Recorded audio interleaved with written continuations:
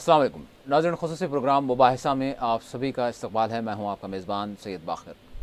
नाज़रीन, आज के ख़ुसूसी प्रोग्राम मुबाहिसा का हमने उन्वान दिया है मीडिया, सिनेमा, फ़नकार सभी आज क्यों हैं नफ़रतों की नज़र। हिंदुस्तान की बॉलीवुड से एक अरसे से गैर ममालिक बिलखुसूस पाकिस्तान के अदाकार, गुलकार और दीगर आर्टिस्ट वाबस्ता हैं। हालिया बरसों में अगरचे दोनों मुल्कों के ताल्लुकात बहुत अच्छे नहीं रहे, लेकिन बॉलीवुड में पाकिस्तान के अदाकारों की तादाद बढ़ती गई। नगमों में नाजिया हसन के बाद मौजूदा दौर तक पाकिस्तानी गुलकार इंडिया के कोने कोने तक अपनी आवाज़ का जादू बिखेरते रहे हैं। ये भी एक दिलचस्प पहलू है कि खुद पाकिस्तान में भी पाकिस्तानी अदाकारों और आर्टिस्टों के रोल के बहाने हुकूमत ने हिंदुस्तानी फिल्मों की पाकिस्तानी थिएटरों में नुमाइश की इजाज़त दी। हिंदुस्तानी टीवी सीरियल भी पाकिस्तानी नाजरीन में खासे मकबूल हुए। यहाँ इंडिया में बाज़ चैनलों ने पाकिस्तानी प्रोग्राम शुरू किए जो बहुत कम वक्त में मकबूलियत की बुलंदियों पर पहुँच गए। टकराव और कशीदगी के इस दौर में जो इस वक्त जारी हैं, अदाकार और आर्टिस्ट दोनों मुल्कों के दरमियान रिश्तों के इस दौरान भी सफ़ीर समझे जाते हैं। इंडिया में इब्तिदा से ही बहुत से ऐसे लोग थे जो पाकिस्तानी आर्टिस्टों की मुखालिफत करते रहे। उड़ी और पर शिद्दत पसंदों के हमले ने इन्हें इन आर्टिस्टों के खिलाफ मुहिम का एक नया जवाब फराहम कर दिया। इस एक तरफ बाज़ टीवी चैनल इस हमले के जवाब में कौम परस्ती के जुनून में खुलेआम जंग छेड़ने की वकालत कर रहे थे, तो वहीं दूसरी जानिब सख्त गिर अनासिर ने पाकिस्तानी अदाकारों को भारतीय फिल्मों से बाहर निकालने की भी मुहिम छेड़ दी। बाज़ तंजीमों ने धमकी दे रखी है कि वो पाकिस्तानी स्टार्स के साथ बनने वाली फिल्मों को रिलीज़ होने नहीं देंगे। इंडिया में सख्त गिरियत की हामिल बाज़ तंजीमें और अफराद अदब, आर्ट, इल्म व दानिश और इज़हार आज़ादी के तस्वर को निशाना बनाते रहे, जबकि उधर पाकिस्तान में भी इसी तरह का रद्द-ए-अमल मिलता है। इनकी मुखालिफत इस तसव्वुर पर कायम है कि खुली बहस व मुबाहिसे और फ़न व अदब की आज़ादाना तख्लीक इनके ख़दामत पसंदाना नज़रियात से मुताबिकत नहीं रखती। इन अफराद की सोच का महवर इनका तंग नज़र समाजी और सियासी नज़रिया भी समझा जाता है। फिल्म इंडस्ट्री पर सख्त दबाव है कि वो पाकिस्तानी अदाकारों को फिल्म में शामिल न करे। सख्त गिर तंजीमों ने धमकी दे रखी है कि वो ऐसी कोई फिल्म रिलीज़ नहीं होने देंगे जिसमें किसी पाकिस्तानी अदाकार या अदाकारा रोल अदा करे। एक मारूफ हिदायतकार को अपनी फिल्म के रिलीज़ के लिए इस हद तक दबाव का सामना रहा कि इन्हें ये तक कहना पड़ा कि वो आइंदा अपनी फिल्मों में कोई पाकिस्तानी अदाकार नहीं लेंगे।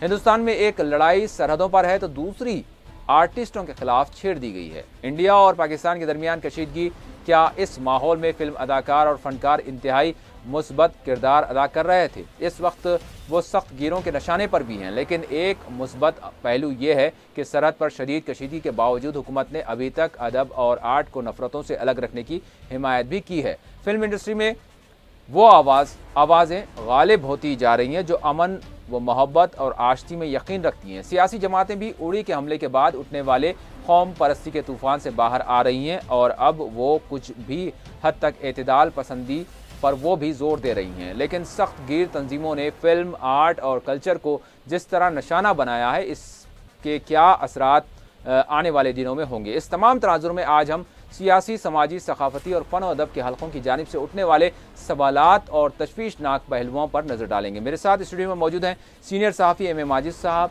और सियासी तजिया निगार सैयद सजादुल हसनैन साहब। मैं दोनों मेहमानों का स्टूडियो में इस्तकबाल करता हूँ। मेहमान जो स्टूडियो में मौजूद हैं, इनके अलावा फ़ोन लाइन के ज़रिए हमारे इस प्रोग्राम में शामिल होंगे बरसग़ीर में अपने फ़न और अदब के तई मारूफ फ़नकार, क़लमकार और अदीब असलम परशोरी साहब। इनके अलावा सीनियर सहाफ़ी शजीउल्लाह फ़रासुस साहब भी हमारे इस प्रोग्राम में फ़ोन लाइन के ज़रिए शामिल होंगे। इससे कबल के प्रोग्राम को आगे बढ़ाएं, चंद एक तफसीलात पर नज़र डालते हैं।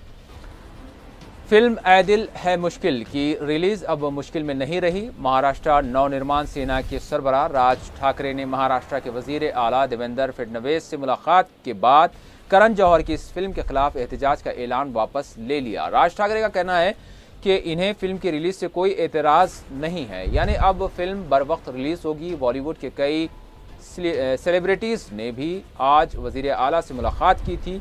इससे पहले उन्होंने वज़ीर दाखिला राजनाथ सिंह से भी मुलाकात करते हुए फिल्म की रिलीज़ में दरपेश रुकावटों की शिकायत की थी। वज़ीर आला महाराष्ट्र फडणवीस से मुलाकात के बाद राज ठाकरे ने मीडिया से भी बात की।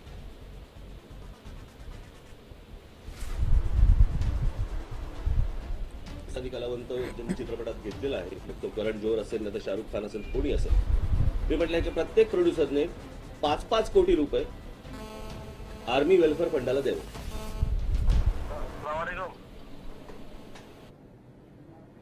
मनोहर पर्रिकर आपले संरक्षण मंत्री आहेत, त्यांच्या हातात जाऊन चेक द्यावा, त्याचा फोटो काढावा आणि तो लोकांना दाखवावा. आता त्याच्यापुढे ते किती पैसे देणार आहेत, काय देणार आहेत, हे मला असं वाटतं ते मुख्यमंत्र्यांशी बोलतील आणि कळवतील की काय करणार आहेत ते. म्हणजे चित्रपट चालू वगैरे न चालू. पण मला असं वाटतं की हा या संपूर्ण आंदोलनाचा हा विजय आहे की याच्यामध्ये कायमस्वरूपी पाकिस्तानी कलावंत आपल्या चित्रपट सृष्टीमधनं कायमचे बंद झाले. आणि ती तारीख मी त्यांना आजची सांगितली की आज आज आज आज आज आज आज आज आज आजपासून याच्या पुढे कुठच्याही चित्रपटामध्ये ते येणार नाही. ज्यांचं काय शूटिंग बिटिंग जे काही झालं असेल, काही केलं असेल वगैरे वगैरे, तर त्या प्रोड्युसरने जाऊन प्रायश्चित्त द्यावं त्या गोष्टींचं. आणि या उपर मला असं वाटतं की ज्या चित्रपटामध्ये पाकिस्तानी कलावंत आहेत, मला वाटत नाही या देशातले कोणी लोक तो चित्रपट पाहायला जातील. और मीटिंग के बाद करण जौहर ने कहा कि वो फिल्म की शुरुआत से शहीदों को खराज पेश करने के लिए एक वीडियो भी चलाएंगे. मुकेश भट्ट ने भी रद्द-ए-अमल दिया. मुकेश भट्ट का कहना है कि उन्होंने वजीर आला महाराष्ट्र को यकीन दिलाया है कि मुस्तकबिल में कभी भी पाकिस्तानी फनकारों के साथ काम नहीं किया जाएगा. उन्होंने कहा कि हमने इस फैसले से वजीर आला को वाकिफ करा दिया है. इनका कहना था कि हम पहले हिंदुस्तानी हैं. वाज़ेह है कि फिल्म में पाकिस्तानी अदाकार फवाद खान की वजह से MNS ने फिल्म के रिलीज को रोकने की धमकी दी थी. The Film Producers Guild of India was called by the Honorable Chief Minister of Maharashtra, Fadnavis ji, and we had a very interesting, a very constructive meeting. How do we resolve this unfortunate thing that has happened vis-a-vis the release of Karan Johar's film? And we had various discussions where I, on behalf of my fraternity, shared the emotions of my entire industry that we are Indians first. And for us, our Indian sentiments are the most important thing for us, more than even our business. Having said that, we came to some kind of an understanding between us to prove what we mean from the bottom of our heart. And I assured Mr.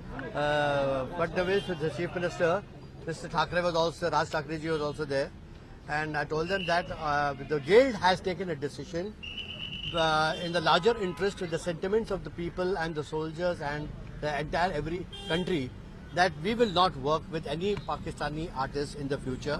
This is a resolution. As the President of the Guild, I'm going to call for an extraordinary meeting and pass this resolution, and the copy of which I will send it to the INB Ministry, under which the film industry comes under. So we'll send a copy to the INB Ministry and also one copy to the CM. We have also said that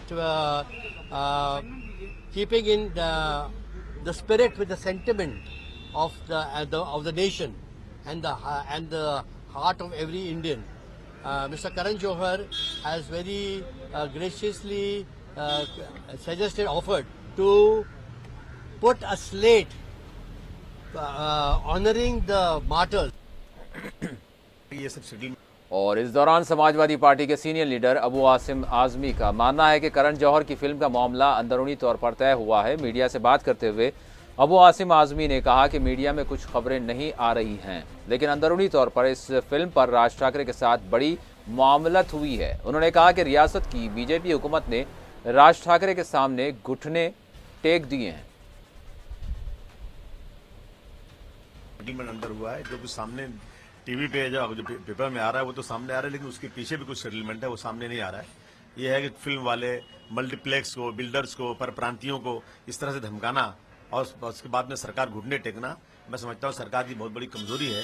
अगर सरकार उस film को लगाने के लिए police theatre पे police लगा रही थी, तो इसका मतलब कि सरकार क्या आतंकवादियों को सहारा दे रही है, इसका मतलब ये हो गया. आज जो है पाकिस्तान के लिए वीजा खुला हुआ है, लोग देश से पाकिस्तान जा रहे हैं, पाकिस्तान के लोग यहाँ आ रहे हैं, उसके बाद इस तरह की हरकतें हो रही हैं. तो यह सरकार से मांग करना चाहिए कि पाकिस्तान के लोग अगर यहाँ पर आतंकवाद को बढ़ावा दे रहे हैं, फिल्म वालों को यहाँ नहीं आना चाहिए, तो वीजा बंद कर देना चाहिए, ताल्लुकात तोड़ देना चाहिए. इस तरह से एक छोटी सी पार्टी को जिसका जनाधार सिर्फ मुंबई और महाराष्ट्र में थोड़ा सा है, जिसका सिर्फ एक एमएलए है, उसकी धमकी पर सरकार अगर घुटने टेकेगी तो मुझे लगता है कि यहाँ के व्यापारियों को, यहाँ के बिजनेसमैन, यहाँ के लोग जो बिजनेस से जुड़े हुए हैं, उनको लगेगा कि भाई सरकार कमजोर है, हमें जाकर सेटलमेंट करना पड़ेगा राज ठाकरे जी के पास ही। ये इस देश की, खासतौर से महाराष्ट्र की अर्थव्यवस्था के लिए बहुत गलत है। नाज़रीन, आज हम गुफ्तगू कर रहे हैं, जिस तरह से हम देख रहे हैं कि हिंदुस्तान और पाकिस्तान के दरमियान कशीदगी पैदा होती है, सरहदात पर जो कुछ कशीदगी होती है, ये तो यकीनन जब भी दोनों मुल्कों के दरमियान इस तरह के तल्ख मामलात या फिर फायरिंग तबादला होता है या फिर दोनों ममालिक के दरमियान सिफारती या सियासी सतह पर अगर कशीदगी पैदा होती है, दूरियाँ पैदा होती हैं, तो अब तक हम देखते थे कि जो फ़न व सखाफ़त, इल्म व अदब और जो कलाकारी या फिर फ़न का जो मैदान है वो इससे महफूज रहा करता था। लेकिन पिछले चंद दिनों से हम देख रहे हैं कि अब कुछ ऐसे वाक़यात सामने आ रहे हैं कि फ़न व अदब में को भी निशाना बनाया जा रहा है और फ़नकारों को भी निशाना बनाया जा रहा है। ये किस तरह की नफ़रत एक किस्म की अगर हम देखते हैं तो ये फ़रोग़ पा रही है। दोनों जानिब का भी हम जो है जायज़ा लेंगे और इस प्रोग्राम में बात करेंगे। मेरा पहला सवाल माजिद साहब से होगा। माजिद साहब, जिस तरह से एक फ़िल्म की रिलीज़ को लेकर एक बड़ा तनाज़ा खड़ा हुआ जो आज यकीनन ख़त्म हुआ और फिल्म रिलीज़ होने जा रही है, क्यों इस तरह का माहौल बन रहा है? वो चीज़ें जो अब तक महफूज थी कम अज़ कम तलख़ियों से, नफ़रतों से, लेकिन वो मैदान भी अब शामिल हो रहे हैं इसमें, कशीदगियों में और तलख़ियों में और नफ़रतों में जो है इसको भी शामिल किया जा रहा है। जी बहुत बहुत शुक्रिया। इसके दो पहलू हैं, एक इंसानी पहलू, दूसरा मादी पहलू।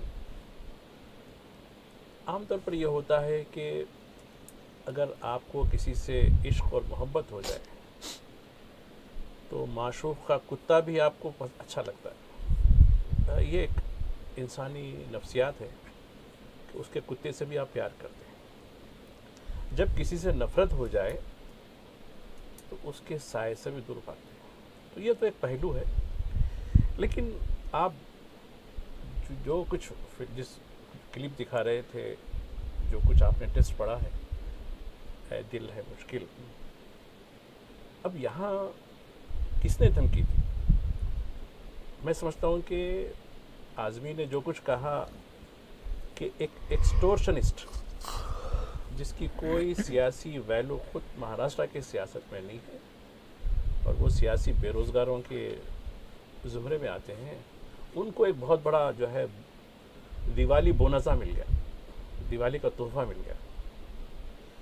उसने एक धमकी दे दी और धमकी पर चूंकि इस पे कई करोड़ रुपए लगाए इस फिल्म में और काफ़ी बड़ा स्टेक है। किरण जौहर एक बहुत ही मारूफ और कामयाब फिल्मसाज हैं और बहुत अच्छा रुझान रखने वाले आदमी। अब उनको भी मजबूर होना पड़ा, उन्होंने कहा कि इतना बड़ा सरमाया है। और देखिए इस फिल्म में 310 लोग काम करते हैं, आर्टिस्ट, और इनमें एक तो इनको 309 हिंदुस्तानियों की फिक्र नहीं है। इसमें जितना सरमाया लगाया गया है वो हिंदुस्तानियों का, उसका वो नहीं, इनका एहसास नहीं। और ये सरकार भी, चाहे वो महाराष्ट्र की सरकार हो या मरकज़ की दिल्ली वाली सरकार हो, ये इस तरीके से यानी सरेंडर हो जा रहे हैं। तो मैं समझता हूँ कि हम जिस टेररिज्म के ख़िलाफ़ लड़ाई कर रहे हैं वो टेररिज्म सिर्फ मिलिशिया टेररिज्म नहीं है, बल्कि हमको अंदरून मुल्क कल्चरल टेररिज्म जो हो रहा है, चाहे वो किसी नाम से हो, फिल्मों के बाइकाट से नाम हो, कल्चर यानी किताबों को बदलने का नाम हो, या कोई और नाम आप दीजिए, तारीख़ को बदलने का नाम हो, किताबों में जो तब्दीली की जा रही है, या फिर कोई नारा मुसल्लत करने की बात हो, या बच्चों को स्कूल में कोई तराना पढ़ाने की बात हो, ये कल्चरल टेररिज्म होता है। एक तरफ हुकूमत मिलिशिया टेररिज्म की मुखालिफत करती है और मिलिशिया टेररिज्म करने वालों के ठिकानों पर जाकर सर्जिकल स्ट्राइक करती है, और दूसरी तरफ कल्चरल टेररिज्म करने वालों की हौसला अफजाई करती है। उनसे कहा कि ठीक है आप अंदर मामलत कर लीजिए, हम बाकी का हम देख लेंगे। ये क्या पैगाम देना चाहते हैं? और एक बात है, ठीक है फिल्म अपनी जगह है, लेकिन मैं ये तवक्को रखता हूँ, क्योंकि अब फिल्म के लिए रास्ते आसान हो गए नुमाइश के लिए, तो ये फिल्म जहाँ एक तरफ पाकिस्तानी थिएटर्स ने हिंदुस्तानी फिल्मों की बाइकआउट की बात की थी, लेकिन चूंकि फवाद खान की वजह से शायद वो बाइकआउट नहीं होगा और ये फिल्म एक पुल बनेगा। ये जो मुश्किल घड़ी है वो मुश्किल को टाल सकता है। और जहाँ तक दीगर जो सूरत हाल है जी, यकीनन सूरत हाल पर भी हमको जो मैं मादी बात कर रहा था, जो जी। इंसानी पहलू बात कर रहा था, मैं समझता हूँ कि शायद कोर्स ऑफ डिस्कशन में हम उस पर भी ज़रूर बात करेंगे। नाज़रीन, इस वक्त हमारे साथ हैदराबाद से फ़ोन लाइन पर शामिल हैं प्रोग्राम में असलम फरशोरी साहब। यकीनन वो मेरे किसी मोहताज जे तारुफ नहीं है, फ़नकार हैं, अदीब हैं, कलमकार हैं। रेडियो से आपका वाबस्ता रहे, टेलीविज़न से रहे और सिनेमा से रहे, स्टेज से रहे। मैं असलम फरशोरी साहब का इस्तकबाल करता हूँ 4TV पर। अस्सलाम वालेकुम। वालेकुम जनाब। जी फरशोरी साहब, आज के प्रोग्राम का हमने उन्वान दिया है मीडिया, सिनेमा, फ़नकार सभी आज क्यों हैं नफ़रतों की नज़र, ये हमने उन्वान दिया है। मेरा आपसे सवाल यही है कि जिस तरह का आज माहौल बना हुआ है, अगर मेरा ये सवाल होगा कि सोशल मीडिया के ज़रिए आपके मदाह जो सामने आए, अगर पाकिस्तानी मदाह हैं, कोई ट्वीट करता है आपके मदाह हैं और उनकी फहरिस्त सोशल मीडिया पे जारी हो जाती है, तो माहौल कुछ इस तरह से बन गया है कि असलम फरशोरी साहब के ख़िलाफ़ भी मुजाहरे शुरू हो जाएंगे। तो ये माहौल क्या है, ये क्या पैगाम सामने आ रहा है? आपका नाम जनाब? जी मैं सैयद बाखर अर्ज़ कर रहा हूँ। बाखर साहब जी जी। मेरा जो पिछले 30-35 साल का तजुर्बा है जी, मीडिया का, रेडियो, टेलीविजन का, अखबारात का, हाँ हाँ 2014 के बाद, सन 2014 के जो इंतखाबात हुए हैं, आम इंतखाबात, उसके बाद मेरा नजरिया ये है कि हिंदुस्तान में मीडिया का जो रंगरूप बदला है, उस बदलने के नतीजे में अवाम के जहनों में जी बड़े फासले पैदा हो गए हैं। सोच समझ में भी हो गए हैं, कबूलियत में भी हो गए हैं, किसी बात को कबूल करने के मामले में भी हम बहुत कुछ तहफ़्फ़ुज़ ज़हनी का शिकार हो गए हैं और बाज़ बातों को कहने में भी तहफ़्फ़ुज़ ज़हनी का शिकार है। जी। मेरा ये तजुर्बा है बचपन से लेकर आज तक का हाँ, कि हाँ। हिंदुस्तान में और खासतौर पे हमारे शहर हैदराबाद में कभी इस तरह का माहौल नहीं था। हम हिंदू या मुसलमान की बुनियाद पर नहीं सोचा करते थे, हम हैदराबादी और हैदराबादियत के नाम पे सोचा करते थे। लेकिन आज हमारी जो नई नस्ल है वो मजहबी बुनियादों पे सोचती है, और चूंकि मजहबी बुनियाद पे सोचते हैं, लिहाजा तहफ़्फ़ुज़ ज़हनी के नतीजे में हमारा मीडिया भी उसी अंदाज में काम करता है जिस अंदाज में अवाम काम कर रहे हैं। और अवाम की जो सोच है उसको बदलना आजकल तो बड़ा मुश्किल लगता है मुझे ऐसा लगता है कि अगर फर्ज कीजिए कि हम उसे बदलना भी चाहें तो ये ज़हनी तौर पे खुद बदलने के तैयार नहीं है। अब आप देख रहे हैं हमारे जो चैनल्स हैं, जी जी, हमारे मुख्तलिफ चैनल्स हैं, और जिस अंदाज में हमारे चैनल आजकल काम कर रहे हैं, हाँ हाँ खासतौर पर शरीयत के मामले में जी, या मुसलमान या हिंदू की बुनियाद पर मजहबी बुनियादों में बात कर रहे हैं, जी तो नतीजे में ये होता है कि अलग लगता है कि हमारे मीडिया जो है वो बिके हुए। लेकिन बड़े बड़े अफसोस के साथ मैं कह रहा हूँ हाँ, हाँ। कि अभी मैं एक सेमिनार में गया था बुरहानपुर, तो वहां पर ज्यादातर अफराद ने यह कहा कि हमारी सहाफत के सफात जो है जी जी, वो सफात हमारे बिकते हैं बाकायदा कि इस पर क्या लिखना है और क्या लिखना है, क्यों लिखना है, कैसे लिखना है जी। और क्या क्या लिखना है। ये हमारे पास पहले ऐसा नहीं होता था। हमारा जो शायर था या हमारा अदीब था या हमारा तख्लीक़कार था, हमारा तहरीर करने वाला था, हमारा सहाफ़ी था, हमारा अकायद था, हमारा लीडर था, ये वो करते थे जो अवाम के मफाद में बात होती थी। आज वो अपने मफाद को पहले जहन में रखते हैं, बाद में अवाम के मफाद को रखते हैं, और चूंकि अवाम के मफाद होता ही नहीं है, लिहाजा ये फिरकों में बटे हुए हैं,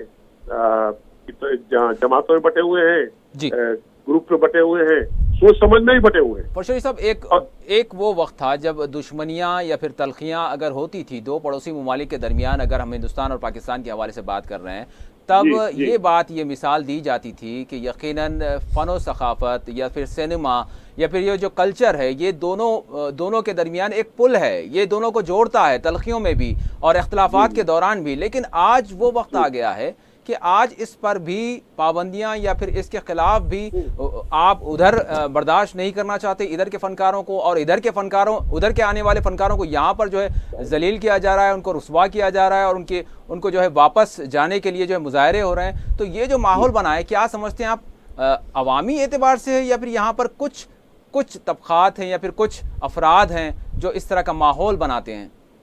देखिए बाबा साहब, जाती तौर पर फायदे के बगैर हमारे पास कोई काम नहीं कर रहा है आजकल। जी जी चाहे वो प्राइम मिनिस्टर से लेकर नीचे किसी वजीर या रुकने असेंबली या रुकने बल्दिया तक अगर हम जाते हैं जी जी तो अपने जाती मफाद के अलावा कुछ नहीं है इनके पास। खुद के तहफ्फुज़ की खातिर ये सारी बकवासें होती हैं। हमारे यहाँ तहरीर अगर फर्ज कीजिए रंग लाती है तो वही तहरीर रंग लाती है जिसमें खास रंग भरा जाता है। रही बात तहजीब और हिंदुस्तान और पाकिस्तान के जो ताल्लुकात थे पहले हमारे, जी जी आज वो सिर्फ हेड में इलेक्शन को रखकर सब कुछ बात की जाती है, चाहे वो पाकिस्तान वाला करता हो या हिंदुस्तान वाला करता हो। हमारे यहाँ ज़हनी तहफ्फुज़ के बगैर कोई काम नहीं हो रहा है। अफसोस ये होता है कि हमारे पास कभी ये नहीं देखा गया कि हिंदुस्तान या पाकिस्तान का शायर या अदीब या फनकार या अदाकार या अदाकाराएं या फिल्म बनाने वाले या फिल्मी टेलीविजन सीरियल के लोग किसी किस्म के तहफ्फुज़ के साथ बात करते हो। लेकिन आज हमें ऐसा लगता है कि ये भी मजबूर है जी अगर इन्हें अपने आप को महफूज रखना है, क्योंकि जिस तरह के लोग गंदगी को फैला रहे हैं वो गंदगी फैलाने वाले मारपीट तक पहुंच जाते हैं, और क्योंकि वो मारपीट तक पहुंचते हैं ज्यादा उसको नहीं आता। जो वो सोचता है कि मैं क्यों पढ़ूं इस मामले में, मुझे क्या फायदा है, फिर वही बात आती है, बात वही आती है फायदे की। हमारा फनकार भी फायदा सोचता है, अदाकार भी फायदा सोचता है, और ये हमारा सियासतदान तो सबसे पहले सोच रहा है जी बिल्कुल कि अगर ये करूं मैं तो आने वाला इलेक्शन ये काम होगा। हमारे आपको पता है ये यूपी और पंजाब वगैरह के इलेक्शन आने वाले हैं, बिल्कुल उससे पहले का माहौल की खराबी है, बिल्कुल कुछ नहीं हो रहा है जी, ये सिर्फ माहौल की खराबी है। और ये माहौल की खराबी आने वाले कल के लिए, हिंदुस्तान के लिए, हिंदुस्तानियों के लिए, हर फर्क के लिए नुकसानदेह। परशोरी साहब आप हमारे साथ बने रहें, मैं इसी दौरान सजा साहब से सवाल करूंगा। सजा साहब, आप जिस तरह से आज जो एक ऐ दिल है मुश्किल फिल्म जो रुकी हुई थी, तनाज़े का शिकार थी, और आज मतलब उसको रिलीज़ करने की जो है बात तकमील को पहुंची है, और राज ठाकरे का भी जो है बयान जिस तरह से सामने आया, तो जिस तरह से परशोरी साहब ने कहा है कि यकीनन कहीं ना कहीं मफादात जुड़े हैं, चाहे फ़र्द हो या फिर पार्टियां हो, तो आप इस मामले को किस तरह से देख रहे हैं? इसको क्या कहेंगे इस बारे में आप? देखिए, मफादात जुड़े हैं ये अलग कहानी है। जैसा कि अबू आसिम आज़मी की हमने बयान सुना, जिसमें वो कह उन्होंने कहा है कि ये बहुत बड़ी डील हुई है। हुकूमत, उन्होंने ये जाहिर करने की कोशिश की कि हुकूमत की बेबसी, जी जी मतलब ये कि रियासत में हुकूमत है, एक अवाम की चुनी हुई हुकूमत है, उसके बावजूद वो एक फिल्म के रिलीज़ पे एक छोटी सी पार्टी की जानिब से, मैंने एक हम यही कहेंगे कि महाराष्ट्र में उसकी उतनी बड़ी अहमियत नहीं जी जितनी कि शिवसेना की है, जितने कि बीजेपी की है। उस पार्टी की जानिब से बैन लगाने की बात की जाती है, एहतजाज की बात की जाती है, धमकियां दी जाती हैं मल्टीप्लेक्सेस में और दीगर सिनेमा घरों में जो है फिल्म को रिलीज़ ना होने देने की बात की जाती है, तो हुकूमत घुटने टेक देती है और फिर एक डील हो जाती है। ये तो रही वफादात की बात। और जो अभी माजी साहब ने कहा था कि कल्चरल टेररिज्म, यकीनन ये जो तहजीबी हम ये कहें या सकाफ़ती या फिर जो है फ़न के हवाले से जो दहशतगर्दी है, आप तारीख उठा के देखिए, इसी मुंबई में चाहे वो क्रिकेट की बात हो, चाहे वो किताबों की रस्म इजराई की बात हो, चाहे वो फिल्मों की बात हो, जब भी हिंद पाक के माबेन कशीदगी का माहौल पैदा होता है तो सबसे पहले वहीं इस तरह की दहशतगर्दी को प्रमोट किया जाता है या इस तरह की दहशतगर्दी को वहाँ पे जो है हवा दी जाती है। यकीनन देखिए, इससे पहले कांग्रेस की दौरे हुकूमत था जी, उस ज़माने में भी यही हुआ करता था। अभी हालिया दिनों में आपने देखा कि गुलाम अली आए थे हिंदुस्तान जी, उनके प्रोग्रामों में भी जो है मुंबई में प्रोग्राम ना करने देगी धमकी दी गई थी, महज इसलिए कि जो है शरद पार से जो है जंगबंदी की खिलाफ वर्जी हुई थी जी। अब उड़ी का मामला आया तो फिर से जो है पाकिस्तानी फनकारों पे बैन लगाने की बात की गई। आपने देखा कि जब पाकिस्तानी फनकारों को मोहलत दी गई कि आपको 3 दिन के अंदर मुल्क छोड़ देना है, और वो मुल्क छोड़ गए जी। और अब सबसे बड़ा मसला यही है कि हम क्यों इस चीज़ को प्रमोट कर रहे हैं। जिंदगी एक चैनल था जी जी, एक बहुत बड़ा चैनल था, एक बहुत बड़े ग्रुप का चैनल था, जिसमें पाकिस्तानी सीरियल्स दिखाए जाते जी, थे, और काफी उसने मकबूल भी बिल्कुल हो उसने गए थे। बाकायदा ऐलान कर दिया कि मैं चैनल बंद करता हूँ। देखिए, आप फन को, फनकार को, जैसा कि मेहदी हसन ने कहा था कि फनकार का या फन की कोई सरहद नहीं होती है और फनकार का एक ही पैगाम होता है, वो है मोहब्बत। यकीन। जब ये फनकार का पैगाम है तो आप इस मोहब्बत को नफरत में बदलने की कोशिश माजी क्यों साहब, कर मैं रहे इस हवाले से पूछूंगा, क्या अगर माजी का अगर जायजा लेते हैं तो क्या अब वाकयात में इस तरह के इजाफा हुआ है या फिर ऐसा होता रहा है? फरशोरी साहब, मैं आपकी तरफ जरूर आऊंगा, आप हमारे साथ हैं। देखिए, 70 के दहे में, मैं सुन रहा हूँ आपको। जी जी 70 के दहे में भी ऐसे हालात हुए हैं, हाँ, हाँ। लेकिन नफरतें इतनी नहीं थी। 80 के दहे में भी हालात जब सुधरने लगे, मुझे याद है अटल बिहारी वाजपेयी अभी भी बखैर हयात हैं, उनकी सेहत ठीक हो, हम तो यही उनकी से तमन्ना रखते हैं। वो एक शायर भी हैं, एक बड़े अच्छे अदीब भी हैं। असलम साहब, आपको आदाब मेरा। जी, चूँकि आप भी एक अच्छे अदीब हैं, शायर भी हैं, और आप भी जो है ज़ौक़ रखते हैं शायरी का, तो वाजपेयी की शायरी से आप भी वाकिफ़ हैं। अटल बिहारी वाजपेयी, जब मेहदी हसन आए थे, मुझे याद है, अच्छा, मेहदी हसन आए थे काफ़ी अरसे के बाद। हेलो। जी जी काफ़ी अरसे के बाद ताल्लुकात बन रहे थे, तो तब वाजपेयी साहब जो खुद एक शायर थे, वो झूम उठे मेहदी हसन के पर। जी जी तो कह रहे हैं कि भाई ये, क्योंकि हमारी जो तहजीब है मुश्तरक तहजीब है जी, हमारी तारीख है मुश्तरक तारीख है, पाकिस्तान की तारीख, हिंदुस्तान की तारीख, यकीन। तो ये हम एक अजीम विरसे के हामिल हैं, और इस अजीम विरसे को हम चंद मिट्ठू भर लोगों के हवाले नहीं कर सकते। और आपने जो तकाबुल करने की बात कही है कि माजी में गो की नफरतें थी, लेकिन नफरतों में जैसा कि एक किस्म का मफाद नहीं था, और ये नाम निहात हुब्बुल वतनी आ गई। हुब्बुल वतनी तो कल भी थी, नेहरू के ज़माने में थी, वाजपेयी के दौर में थी, शास्त्री साहब के ज़माने में थी, हर दौर में रही। तो लेकिन आज जो फ़ज़ा पैदा की जा रही है कि नहीं, हम सिर्फ हुब्बुल वतन है, ये बाकी के सब गद्दार है, कौम दुश्मन है, ज़ाफ़रानी परचम थमा लो, यही हमारा हुब्बुल वतनी का है, फला नारा मार दो, यही हमारी हुब्बुल वतनी है जी। ये जो कल्चरल, जो हमारे जो इन्वेजन्स हो रहे हैं हमारे पास, हाँ, ये मैं समझता हूँ कि ये जो अमली और मिलिशिया जंग से बदतर है। जंग में लोग ठीक है, कुछ मारे जाते हैं, कुछ तबाही होती है, लेकिन ये जो कल्चरल वार है जी, उस वार में नस्लों का खात्मा होता है, यानी जो जहन खराब होता है, क्योंकि इंसान जो जहन खराब होता है उससे नस्लें खराब होती हैं। तो मैं समझता हूँ कि ये जो चीज़ें हो रही हैं नफरत की बुनियाद पर, और इसको पुल बनाने वाले कौन हैं? यही फनकार होंगे, यही शायर होंगे, यही अदीब होंगे जो फिर से जुड़ाएंगे। और देखिए, हम पाकिस्तान को हमारे से अपनी सरहद से अलग तो नहीं कर सकते, या पाकिस्तान हिंदुस्तान को अलग नहीं कर सकता, हमको तो रहना ही रहना है, चाहे नफरत के साथ रहो या यानी मोहब्बत के साथ रहो। क्यों नहीं हम मोहब्बत के साथ रहे, जब इतनी नफरतें क्यों? बिल्कुल। फरशोरी साहब, आपका ज़ायद वक्त लिए बगैर मैं आपसे आखिरी सवाल करूंगा कि आज जो माहौल बना हुआ है फ़न व सक़ाफ़त और अदब और जो सिनेमा का जो मैदान है, इस पर भी मतलब एक नफ़रतों की दीवार खड़ा करने की कोशिश की जा चुकी है और सरगर्मियां जारी हैं। आप क्या समझते हैं कि क्या फ़नकार जिस तरह से उनको मतलब एक पैगाम देना चाहिए था, जो कुछ आज एतराज़ात हो रहे हैं, क्या समझते हैं आप, क्या वाकई फ़नकारों की जानिब से या फिर बॉलीवुड की जानिब से ये भी मुनक़सम है? क्या कैसे देखते हैं आप, और क्या पैगाम देना चाहेंगे आप इस तरह की सूरत हाल में? बाबर साहब, मुझे एक बात याद आ रही है। जी जी।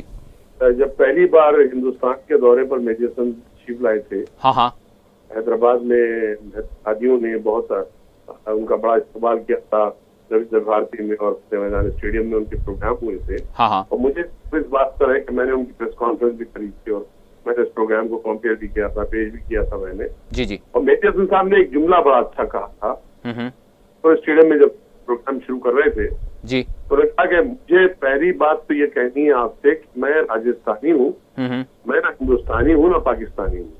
क्या बात है। मैं राजस्थानी हूँ और मैंने सरकार से कहा है तो मुझे राजस्थान जाने की इजाजत दी जाए, जबकि मुझे वीजा नहीं मिला। आप हैरत करेंगे कि वाजपेयी साहब ने उनके जाने के लिए सड़क उस गांव तक बनवाई थी। उनके गांव राजस्थान के अंदर बाड़मेर के करीब कहीं बड़ा छोटा सा एक गांव था, उस गांव तक सड़क बनवाई गई और उस सड़क को बनवाने के लिए 24 घंटे की नोटिस पर सड़क बनवाई गई कि मेडिसन को आना है। जी जी। ये हिंदुस्तान का रवैया था अपने पड़ोस के साथ। आज जो आपको रवैया नजर आता है, अब आप एक बात गौर करिए, हमारे प्रधानमंत्री साहब जब चाहते खुद तो चले जाते हैं, यकीनन वो जो है नवाज शरीफ से मिलने के लिए खुद चले जाते हैं, और नवाज शरीफ जब चाहे उनसे कर लेते हैं। लेकिन जब फनकारों की बात आती है, अदाकारों की बात आती है, या हम टेलीविजन या थिएटर की बात करते हैं, बिल्कुल के सारे अजीब गरीब बातें करते हैं ये लोग। तो ये जो है हमारी सियासत की वजह से हालात जो भी हो रहे हैं। लेकिन एक बात है जी, मैं पहले हिंदुस्तानी हूँ, और हिंदुस्तानी होने के नाते मैं कोई ऐसी बात बर्दाश्त हरगिज़ नहीं करूंगा जो मेरे मुल्क के खिलाफ हो।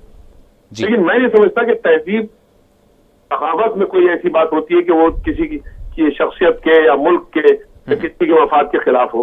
लेकिन सियासतदानों का जो मफाद होता है वो तो हमें महफूज रखे।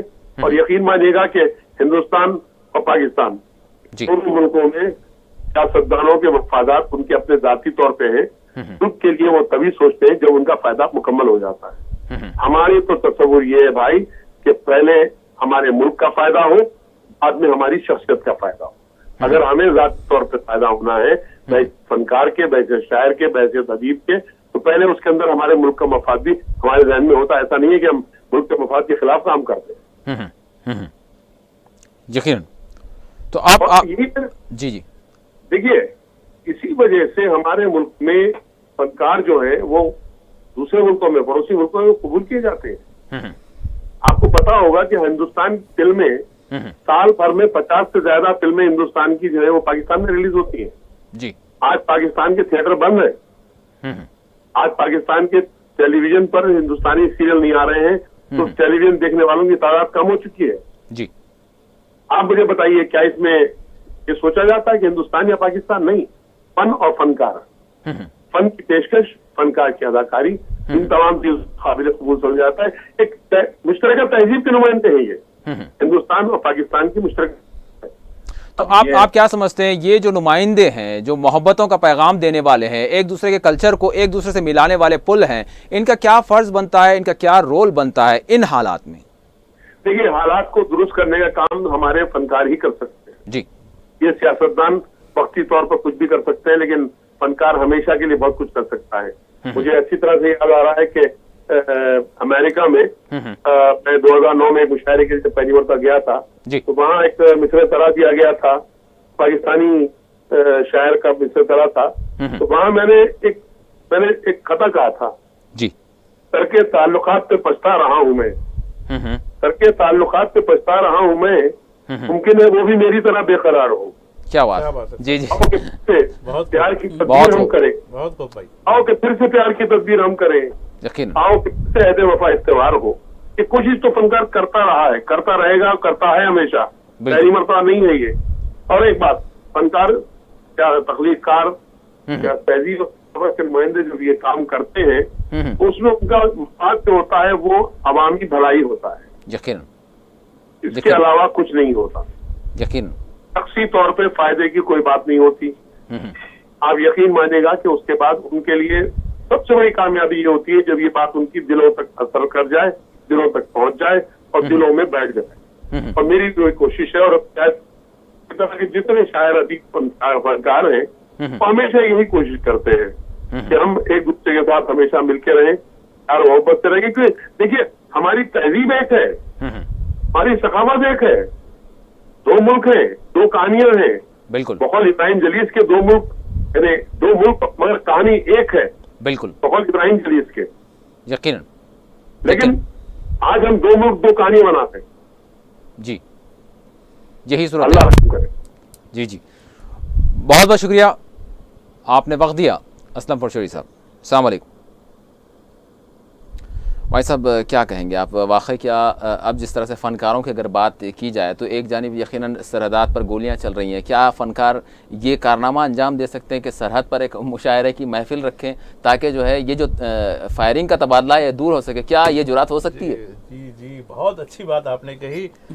मैं याद दिलाता हूँ 90 के दहे में मेरी मुलाकात ब्रिगेडियर सुब्रमण्यम, अब वो नहीं रहे, वो दरअसल तमिलियन थे, हैदराबाद पसंद आया, हैदराबाद में ड्यूटी थी, तो यहीं से उन्होंने रिटायरमेंट लिया। जी। मैं उनकी बात सुनाता हूँ, मैं भी बड़ा खुश करता था, अरे भाई अक्सर लोगों के दरमियान सरहदों में बड़ी कशीदगी होती है, फना होती है, ये होती है। तो मैं उनसे पूछ रहा था, तो उन्होंने कहा कि हाँ मैं वो सेक्टर पर रहा हूँ, खाली जो पूंछ वगैरह का जो सेक्टर था वहाँ के वो ब्रिगेडर थे, खुद एक बड़ी ब्रिगेड को जो है वो कमांड करते थे। वो कहने लगे कि जब पाकिस्तान की सरहद पर, अमन के दिनों की बात है, हाँ, जब पाकिस्तान की सरहद पर हमारी ड्यूटी होती है तो हम बड़े खुश होते हैं, जी जी, लेकिन जब चीन की सरहद पर होती है तो थोड़ी सी हमको मुश्किल होती है। बोला भाई क्यों अरे भाई हमारा बोलचाल एक है, हमारी तहजीब एक है, हम तो आप जो मुशायरे की महफिलें वो है ना, मुशायरे की महफिलें हकीकत में होती हैं। माशाल्लाह, क्या बात। दोनों तरफ के कमांडर्स, दोनों तरफ के लोग शाम के वक़ात में एक जगह हो जाते हैं, बंदूकें अपनी जगह रहती हैं, बैरक से निकलकर, और कहते हैं कि भाई हम आपके यहाँ हम खाना खाएंगे आज का। और हम हालांकि वो मन थे, लेकिन पाकिस्तानी पका हुआ गोश्त जरूर खाते थे। वो अपने साथ शराब ले जाते थे, खैर वो उनकी अपनी आदत थी वो। तो कहते थे कि यार अच्छे दोस्त होते हैं वो हमारे, बहुत अच्छे दोस्त होते हैं, लेकिन जब जंग का मामला होता है या फायरिंग इस तरह की होती है तो हमारी पोस्टिंग हटा देते हैं वहाँ से, और बड़ा दुख होता है बिछड़ते वक्त, हमारा दुख। और ये लोग गो के जो है राब्ता नहीं हो, लेकिन वो उनकी जो वाकी टाकी होती है एक दूसरे को बयानात इंटरेस्ट कर लेते हैं वो लोग। कहते हैं कि यार, वो कहते हैं कि फिर तुम ईद को खुदा यार हम तुमको अच्छा खिलाएंगे फिर तब। और जब दुश्मनी भी होती है तो प्यार से बातें होती है जी। तो ये जो आप मुशायरे की बात है, मैं समझता हूँ कि ऑन रिकॉर्ड नहीं है, लेकिन आप किसी जनरल की डायरी में देखिए, किसी ब्रिगेडर की डायरी में देखिए, किसी कर्नल की डायरी में देखिए, चाहे पाकिस्तान का हो या हिंदुस्तान का हो, कैसे ये शीर और शक्कर की तरह रहते हैं। अक्सर लोग कहते हैं कि वो दुश्मन की फौज है, वो के बफर जोन होता है, वहाँ एक जगह बैठते हैं ये लोग, बैठ के रातों में जो है पाकिस्तानी गोश्त और हिंदुस्तानी शराब मिलकर जो संगीत बनता है शायरी का, वो कुछ और ही होता है। इस वक्त नाज़रीन हमारे साथ सीनियर सहाफ़ी शजीउल्लाह फ़रासत साहब फ़ोन लाइन के ज़रिए हैदराबाद से प्रोग्राम में शामिल है। अस्सलाम वालेकुम। वालेकुम अस्सलाम। फ़रासत साहब, आज के प्रोग्राम का हमने उन्वान दिया है मीडिया, सिनेमा, फ़नकार सभी आज क्यों हैं नफ़रतों की नज़र। क्या कहेंगे आप, किस तरह का माहौल बन रहा है? जिस तरह से एक फ़िल्म तनाज़े का शिकार थी, खैर आज उसको इजाज़त मिल गई एक मुकामी लीडर की जानिब से, लेकिन ये जो तनाज़ा बन रहा है, जो अदब, सखाफ़त और फ़न का जो मैदान जो यानी इससे मुबर्रा था, लेकिन वो भी आज इस तरह की नफ़रतों की लिपेट में आ चुका है, तो क्या वो अवामिल हैं जो इस तरह के माहौल को फ़रोग़ दे रहे हैं? आप कैसे देख रहे हैं?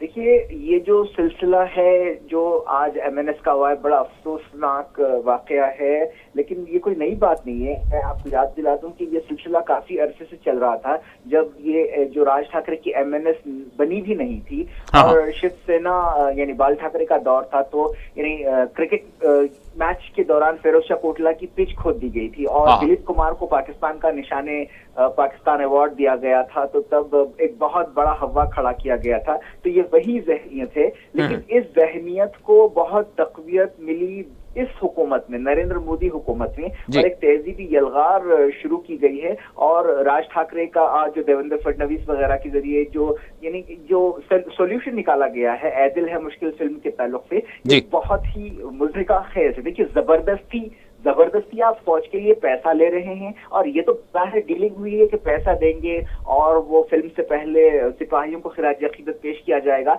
लेकिन आप ये क्यों नहीं बताते कि पर्दे के पीछे क्या हुआ, आपने कितने पैसे लिए। और ये कितने अफसोस की बात है कि फौज के लिए ताउन कौम की तरफ से रजाकाराना होना चाहिए, ये एक्सटॉर्शन लिया गया है, और ये बहुत अफसोस की बात है, और एक तरह से गुंडागर्दी के आगे झुका गया है।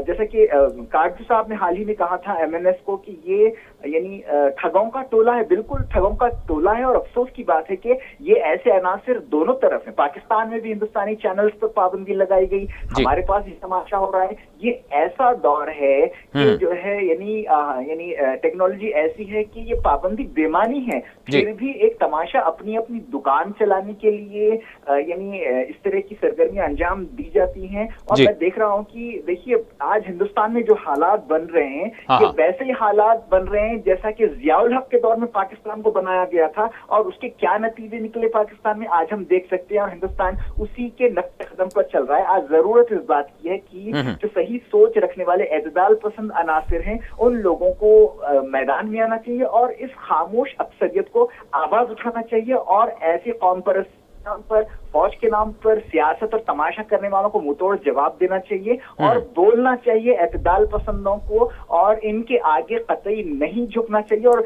मुझे एक कौल याद आ रहा है किसी अंग्रेज मुफक्किर का, जिसका मैं उर्दू तर्जुमा पेश करूंगा कि कौम परस्ती जो है लफंगों की आखिरी पनाहगाह है। तो यही कुछ हो रहा है। ये जो बातें करते हैं ये इस दौर की बातें नहीं है, ये कौम परस्ती के नाम पर गुंडागर्दी वगैरह। आप देखिए कि यानी सरहदें मिट गई इस दौर में, और जो है यानी फासले मिट गए हैं। लोग बैरूनी ममालिक में काम करते हैं, तकरीबन हर घर से आदमी बाहर जाता है। तो ये वो दौर नहीं है सिर्फ अपनी दुकानों को चमकाने के लिए ये सब ऐसी हरकतें की जा रही है। यानी बहुत मजमूई तौर पर बहुत अफसोसनाक सूरत हाल। सर साहब, आप क्या कहेंगे इस हवाले से? क्या अगर हम बॉलीवुड की अगर बात करें बिलखुसूस, तो क्या आज ये जो कुछ तनाज़ा बना, जो कुछ एतराज़ हुआ, जो कुछ एक हंगामा बपा हुआ, क्या बॉलीवुड भी आपस में तकसीम है? बिल्कुल, देखिए नहीं, बॉलीवुड में आपस में तकसीम होने की सिचुएशन, यानी जिस तरह से दिफा होना चाहिए था, क्या नहीं हो पा रहा है, या फिर क्या मजबूरियां हैं, या क्या समझते हैं आप? देखिए मसला क्या है कि अभी जो लोग सामने आए हैं वो फनकार नहीं है जी। जैसे कि करण जौहर का बयान हमने कल सुना, जो प्रोड्यूसर हैं जी, जिनको अपनी फिल्म में लगे करोड़ों रुपये बचाने थे। 100 करोड़ 200 करोड़ 500 करोड़ तक का बजट होता है किस फिल्म का आज के ज़माने में। उनको इतने पैसे उनके दाव पे लगे थे, तो उन्होंने बयान दे दिया कि मैं आइंदा से कभी पाकिस्तानी फनकारों को नहीं लूँगा। तो क्या ये समझा जाए कि ये एक हार है, या फिर एक? देखिए बिल्कुल, ये एक हम ये कह सकते हैं कि ये एक खालिस तिजारती जो है डील है, ये कहा जा सकता है। लेकिन फनकारों को आप देखिए, किसी फनकार ने भी, चाहे वो हिंदुस्तानी हो चाहे पाकिस्तानी हो, किसी फनकार ने भी इस चीज़ को पसंद नहीं किया है कि फनकारों को पाबंदी लगाई जाए, फनकारों पे पाबंदी लगाई जाए। चाहे वो गज़ल गुलकार हों, चाहे वो शायर हों, चाहे वो जो है टीवी अदाकार हों, चाहे फिल्म अदाकार हों, सभी को आप देखिए। और सबसे ज़्यादा तो आजकल मकबूल हो रहा है ओम पुरी का बयान। ओम पुरी ने बड़े सख्त अल्फाज में जो है इसकी मजम्मत की है। वो बहुत पुराने फनकार हैं ओम पुरी, और बहुत मशहूर फिल्म स्टार हैं। उन्होंने बहुत सख्त अल्फाज में इसकी मजम्मत की है कि फनकारों के साथ ये रवैया किसी मुल्क के लिए, किसी कौम के लिए ठीक नहीं है। इससे जो है कौम के जवाल का जो है बू आती है। उन्होंने साफ अल्फाज में कहा कि आप फनकारों को जो है, फनकारों में नफ़रत नहीं बांट सकते हैं, आप फनकारों के साथ ये रवैया नहीं रख सकते हैं। इस तरह का रवैया अगर रखा जा रहा है तो एक मानों में आप अपनी कौम को जवाल की तरफ ले जा रहे हो। तो फनकार तो एकजुट हैं जी, बॉलीवुड भी इस सिलसिले में एकजुट नज़र आता है। और सबसे अहम बात यह है कि इस सिचुएशन में सभी करण जौहर के साथ थे, इस फिल्म के रिलीज के साथ जुड़े थे। अब देखिए आने वाली फिल्म, एक और फिल्म रिलीज होने वाली है रईस जी, उसमें भी एक पाकिस्तानी फनकारा है। उसके हवाले से भी एमएनएस ने कहा था, पता नहीं उसकी डील कितने में होगी। तो यहाँ हम ये कह सकते हैं कि फनकार, बिल्कुल फनकार जो है नफरत का दर्स नहीं देता है, बल्कि ये पॉलिटिकल जमाते हैं जो इस तरह। माई साहब, आप क्या समझते हैं, जो हुकूमती रवैया है, जो मोदी सरकार इस वक्त मरकज़ में है, तो इनका रवैया इस ज़िमन में किस तरह से देख रहे हैं आप? किस तरह से होना चाहिए था या किस तरह से है? देखिए, एक जो है हुकूमत की जो जिम्मेदारी होती है जी, एक बहुत ही यानी ऐसी हुकूमत जो आवाम की बहबूद से ताल्लुक़ होती है कि वो मुल्क में नज़्म और ज़ब्त, आवाम की जान और माल की हिफाजत और क़ानून की पासदारी करे। ये हुकूमत के अव्वलीन फरीज़ा, चाहे कोई हुकूमत हो, हुकूमत चाहे जमहूरी हो, तानाशाही हो, कोई हो, ये जो है आवाम की जान और माल का तहफ़्फ़ुज़ और क़ानून की पासदारी, जो भी क़ानून बनता है। अब यहाँ जो है फिल्म जो है, जो फिल्म जो जिसको तनाज़ा बनाकर जो है जो भी हो रहा है, उस फिल्म पर सेंसर बोर्ड जो गवर्नमेंट ऑफ इंडिया का है, उसने उसको नुमाइश करने की आज़ादी दी है। क़ानूनी तौर पर यह फिल्म जो है रिलीज़ के लिए है। क़ानूनी तौर पर अगर एक फ़िल्म रिलीज़ होनी है और उसको गैर क़ानूनी तरीके से रोकने की कोशिश की जाती है, तो यहाँ क़ानून की अमलावरी का सवाल है।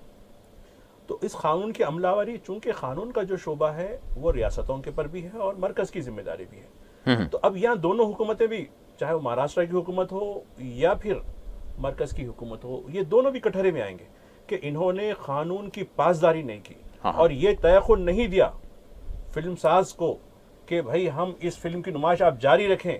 अगर कोई फिल्म में अगर कोई नुकसान पहुँचाने की कोशिश करेगा, अगर कोई थिएटर को नुकसान पहुँचाएगा या फिल्म के ख़िलाफ़ कुछ करेगा, कानून सख्ती के साथ निपटेगा उसके साथ। क्या ऐसा कहा उन्होंने? ये पूरे दीवार की बिल्ली बनकर जो है देखते रहे कि ठीक है चलिए डील कर लीजिए, डील कर लीजिए। डील हुई और यकीनन डील हुई वो। और ये मैं समझता हूँ कि ये हम एक जो है पुख्ता जहन रखने वाली कौम थी।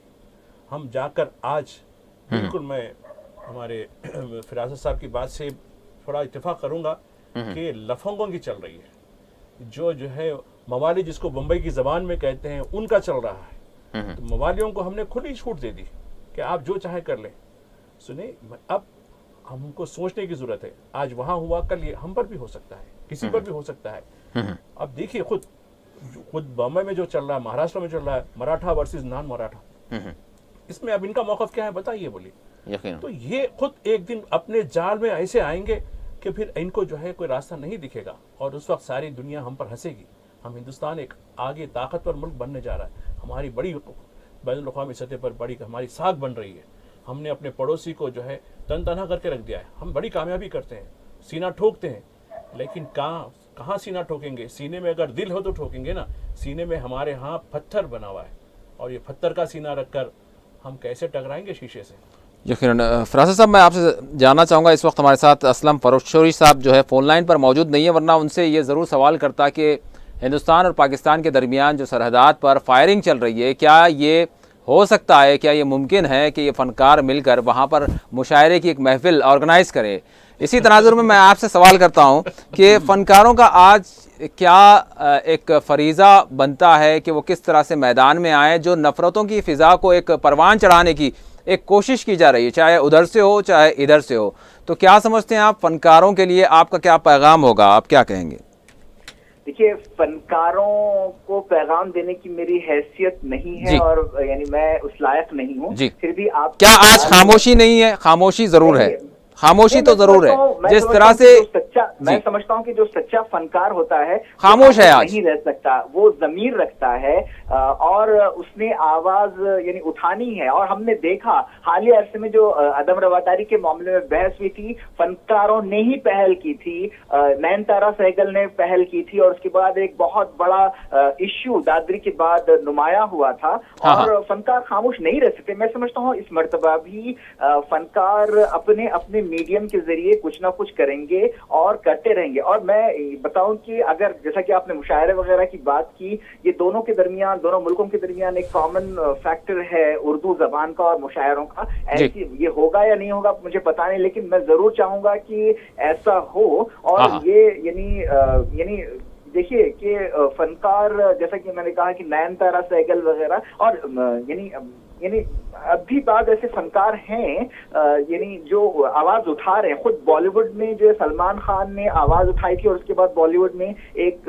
बहस शुरू हुई थी। और सज्जाद साहब की बात से मैं कुछ इख्तिलाफ करना चाहूंगा कि तमाम फनकारों ने तायद नहीं की थी, राय इसमें बटी हुई है, लेकिन जो सच्चा फनकार है उसके दिल में किसी भी तरह की नफरत नहीं होती। अब देखिए, ये सियासी मामलात हैं, चाहे दहशतगर्दी ले लें आप या दूसरे मामलात ले लें, सरहद पर फायरिंग ले लें, ये सब एक बड़ी सियासी गेम का हिस्सा होता है और इसका फनकारों से कोई ताल्लुक नहीं होता। और ये अफसोस की बात है कि यानी फन जो है यानी कोई सरहद नहीं होती, फन की, नजरियात की, मौसीकी की कोई सरहद नहीं होती। और आप लाख इसे रोकने की कोशिश करें, लेकिन यानी आप ये ऐसी चीजें, ये हवा की तरह है, ये परिंदों की तरह है कि ये जो है इसको आप सरहदों के जरिए रोक नहीं सकते। और जहाँ तक कि आपकी मखसूस सवाल का यानी की बात है, तो देखिए आजकल की जो मीडिया लाइक जो यानी टीवी सीरियल्स हैं या फिल्म है, ये मौजूदा दौर का अदब है, क्योंकि आज के दौर में मुताले का ज़ौक़ शौक़ खत्म हो गया है और वो दौर यानी थोड़ा इन्हितात का शिकार है और ये जो मुशाहिदा बढ़ गया है। तो मैं समझता हूँ कि समाज को यानी जो अदब को समाज का आईनादार होना चाहिए। तो आज जो फिल्में बनेंगी, सीरियल्स बनेंगी, उसमें भी ये पैगाम, मोहब्बत के पैगाम को आम करना चाहिए। और मैं पुरुमीद हूँ और कि जो है फनकार इस मीडियम को इस्तेमाल करते हुए आगे अमन का पैगाम देंगे। ये एक दबाव में किया गया फैसला है आज जो पाकिस्तानी फनकारों को ना लेने की बात कही गई है। मैं समझता हूँ कि ये आने वाले दिनों में टिकने वाला नहीं, क्योंकि ऐसे मामलात काफी अरसे से होते रहे। और मैं बस बताऊं कि एमएनएस होती कौन है। आप ये तारीख, एक हकीकत है कि आज महाराष्ट्र असेंबली में एमएनएस का एक भी रुकन नहीं है। वहां पर मजलिस-ए-इत्तेहादुल मुस्लिमीन के 2 अरकान असेंबली है, लेकिन एमएनएस का एक भी रुकन नहीं। महज चंद गुंडों के बल पर ये लोग जो है फनकारों को झुकाने की कोशिश कर रहे हैं, ये अफसोस की बात है बहुत। यकीनन बहुत बहुत शुक्रिया फिरासत साहब, माजिद साहब और सयाद साहब, मैं तीनों मेहमानों का शुक्रिया अदा करता हूं। यकीनन नाज़रीन, आज हमने एक ऐसे मौजू पर बात की जिस पर शायद ज़रूरत थी बात करने की, इस वजह से कि जो शोबा या फिर जो इल्म, अदब, सकाफ़त और कल्चर की जो मामलात है, जो मैदान है, इसको भी निशाना बनाने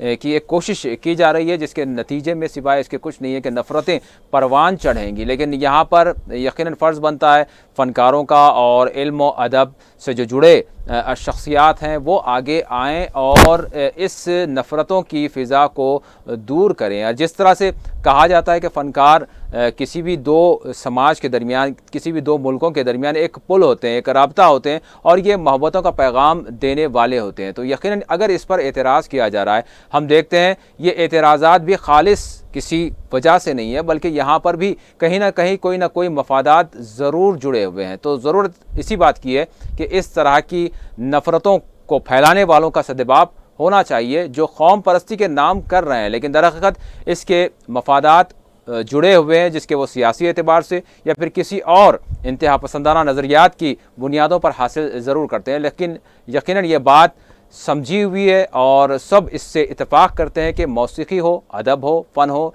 सकाफ़त हो, ये यकीनन मोहब्बतों का पैगाम देते हैं। तो इसी के साथ हमारा ये खुसूसी प्रोग्राम मुबाहिसा अपने अख्ताम को पहुँचता है। सैयद बाखर को पूरी 4TV न्यूज़ की टीम के साथ दें इजाज़त। अल्लाह हाफ़िज़।